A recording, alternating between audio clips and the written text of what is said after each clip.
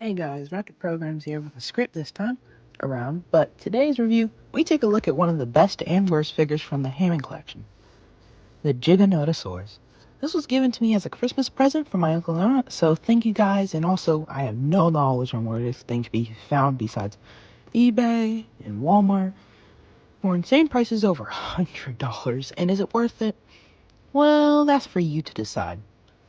But you're here for what is known as the big bad from Jurassic World Dominion, the Giganotosaurus, who I think definitely is not a villain from a stupid movie with star dinosaurs getting too much plot armor.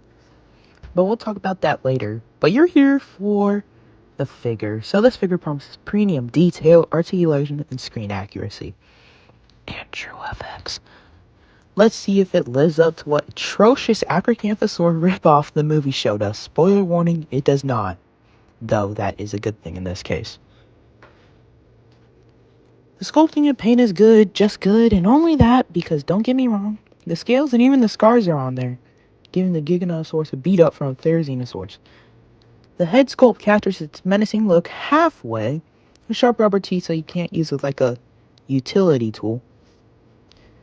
And so we also don't have a Hammond Collection Serato problem, where a review for that may be coming soon. So leave a like, comment, and subscribe, as well as have those notifications on to never miss out on something. But anyway, also they have a wash for the teeth, which actually makes it look really good. The teeth are different from the movies. In the movie, it has those weird teeth problems that Indominus Rex has, but she was a hybrid, so it is excused. But this guy, now let's say the director chose it because Masrani liked more teeth, and for his honor, let's say they did that. Anyway, Mattel had done it justice and made it to where they're symmetrical and not all over the place. The paint application is subtle yet effective, with about 3, maybe 4 colors of paint on there. It works for me. As you see here, it's mostly green, and something you can't miss is they have finally painted the dual claw. Something we have always wanted from these premium figures. Again, emphasis on the premium figures, true effects. But on the other paint, you have the base as green, and on his Acrocanthosaur back, he has black and a little bit of burnt umber like splotches on his scutes or whatever you want to call them, overgrown looking scales. But speaking of scutes, Scootosaurus won the vote and is getting here by the time this video comes out. Now, the underbelly has some good paints, don't get me wrong, but again, does not go down the full tail. Come on, Mattel, you almost had all the paint. Almost all of it. I thought we were finally getting something good. Well, this is good, but better than their other stuff, but not all the way there. Though there are some black stripes that do go down the tail, which does make it look a lot better. Now time for that sweet, good articulation. The Hammond Collection is known for its articulation, and this is where this figure shines. The jaws are separate segments, so you can have a small mouth or a big old roar, and it has tongue articulation. Now the head moves side to side quite a bit, and the neck can move all around and make a good way down. The arms have your standard shoulder, elbow, and wrist articulation.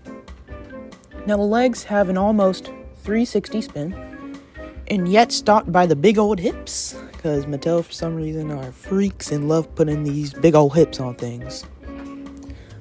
Also, it does have a little bit of outwards movement, but just a little bit. The knees as well spin and have a good amount of forward-backwards movement. The ankle has the same as the knee, and so does the foot. Now, the tail has 2 segments, which is great. Like, the best thing might be the tail or the better teeth. Comment which one is better. Here, the smaller segment has a ball joint, letting it get all kinds of crazy movement, and the actual tail is huge, and with that bendy wire, lets you get it in all kinds of crazy movements. Whether posed in a roaring stance or mid-stride, the figure maintains balance and stability. The joints are firm but smooth, making it easy to adjust without feeling loose. And then, for size comparison, here he is next to Channel Supervisor Raptor Programs, a 1/18 scale Owen, the Hammond Collection Stegosaurus, last week's review, T-Rex Ember, And then the Hammond Collection Allosaurus. In terms of Hammond Collection scale, I guess it is, like Alan Grant said, the biggest carnivore to walk the earth. But he saw an absolutely massive Spinosaurus. And there are whales on Earth, if you did not know that. Newsflash. But hey, maybe he forgot. In fact, the whole Dominion movie was terrible.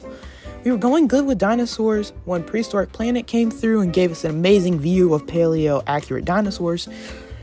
But then, boom! Jurassic World Dominion came to theaters. The whole Giganotosaurus design is terrible. Acrocanthosaurus back, weird teeth like the Indominus, though she was a hybrid. So this had no reason to look like that. It should have just named the thing Acrocanthosaurus. Like a lot of you probably see, I love paleo accuracy. And this was the complete opposite. And what bamboozled me even more is the director of Jurassic World Dominion said the Giga was supposed to be like the Joker. The sadistic, insane psycho that would blow up hospitals and was supposed to be the thing of nightmares. Quick little thing, have you guys seen Absolute Joker? The things of nightmares, I do say. But the Giga was never that terrifying in the movie. In fact, the only body he got was the already burning locust. Also remember the part where he was right next to the whole cast and was letting them hide and run? He even let them get up the ladder, and to even try to eat Jeff. He was just trying to be a nice guy, you know. Not a villain. But Jurassic World Dominion was just a 2.5-hour movie of dinosaurs being absolutely destroyed by humans. Like, we could have had them in the real world and had to respond to saving the people. But instead, we got all the dinosaurs in the Biosyn Sanctuary, and we were basically back on an island. But hey, maybe it was about the friends we made along the way. My final thoughts are that the Giga in the movie is absolutely atrocious and terrible, but in toy form, it's just okay. Like, they fixed the teeth in weird proportions, but they basically made an Acrocanthosaurus and put the name Giganotosaurus on it, like the Deinonychus and Raptor theory all the way back in 1993. And you guys are probably like, it was tree frog or African toe DNA. Yeah, it made the raptors double the height and made the Giga look like this. Well, it is sad this was kind of hateful, but the posing is amazing, but just the design. But hell, listen, if you're watching this, you did nothing wrong in my opinion. In fact, you made the figure better. It's just the people at Universal, gosh, they need to search up paleo accuracy. Well, anyway, I hope you guys enjoyed this, and I'll see you next time. Raptor Programs out.